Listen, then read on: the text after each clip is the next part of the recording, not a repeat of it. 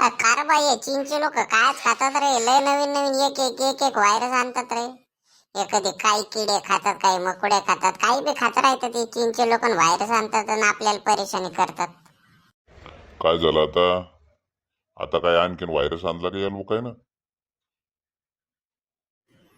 अरे ढेबरूबा, एक एक व्हायरस आला ना, त्याचं नाव आहे HMPL व्हायरस.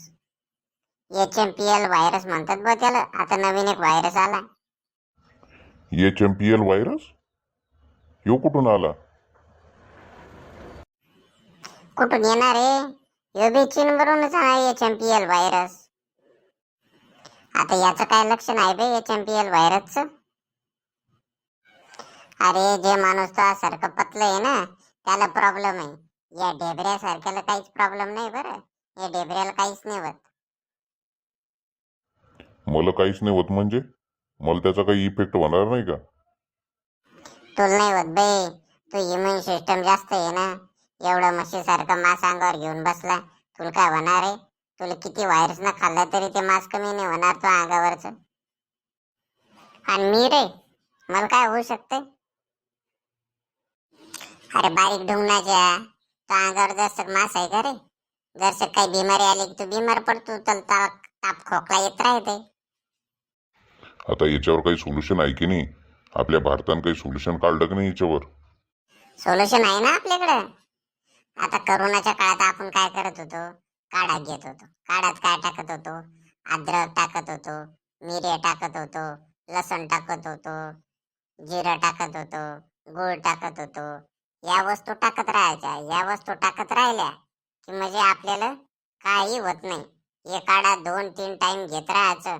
करोना येऊ, करोनाचा बाप येऊ, HMPL येऊ का कोणता बी व्हायरस येऊ, आपल्याला काहीच होत नाही बरं.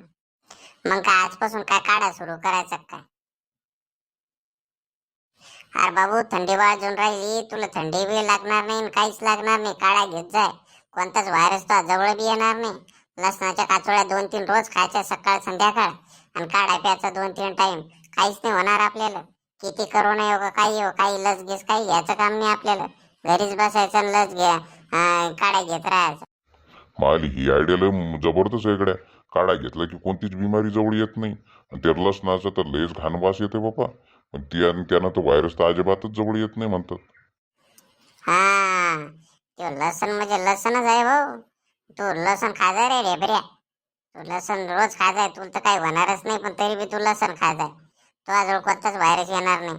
आणि तू बी रे बारक्या, तू बी लसण आणि काढा प्यायचा बरं. तुम्हाला दोघाला सांगून राहिला आता. तो व्हायरस येऊन राहिलाय. आणि आता भारतात पहिल्याच्या पहिले आपण काढायचं बंदोबस्त लावायचा. रोज सकाळ संध्याकाळी येते यायचं. आणि रोज सकाळ संध्याकाळी येते आपण काढा घ्या जाऊ. आपण इथं हॉटेल बनवू. आता आपला हॉटेलचा धंदा लय चालून गड्या.